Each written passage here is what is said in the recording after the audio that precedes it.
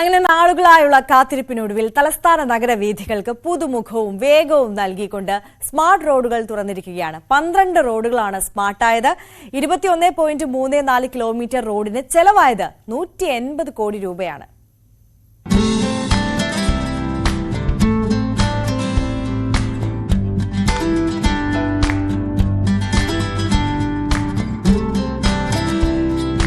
കുണ്ടും കുഴിയും നിറഞ്ഞ റോഡുകളിലൂടെ മാസങ്ങൾ ഇഴഞ്ഞു നീങ്ങിയ ദുരിതകാലം കഴിഞ്ഞു.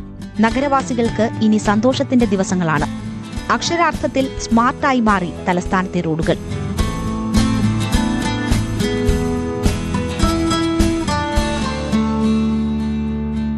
വഴിവിളക്കുകൾ, ടൈലുകൾ പാകിയ നടപ്പാതകൾ, പുതിയ ഓടകൾ, അണ്ടർഗ്രൗണ്ട് ഡക്ട് വഴി ഇലക്ട്രിക് കേബിളുകൾ, പുനർനിർമ്മിച്ച സ്വീവേജ് പൈപ്പുകൾ, സൈക്കിൾ ട്രാക്ക്, അങ്ങനെ സൗകര്യങ്ങൾ നിരവധി.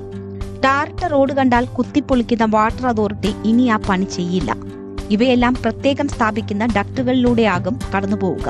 റോഡ് വെട്ടിപ്പൊളിക്കാതെ അറ്റകുറ്റപ്പണി ചെയ്യാനായി പ്രത്യേക ചേംബറുകളും നിർമ്മിച്ചിട്ടുണ്ട്.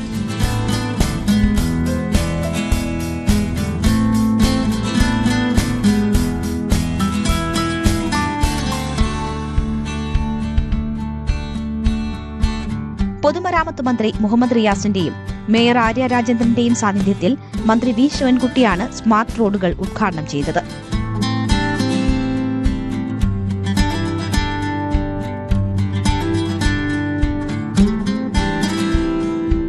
മാനവീയം വീഥിയിലേതിന് സമാനമായി യൂണിവേഴ്സിറ്റി കോളേജിന് മുന്നിലും നൈറ്റ് ലൈഫ് കേന്ദ്രം വരും.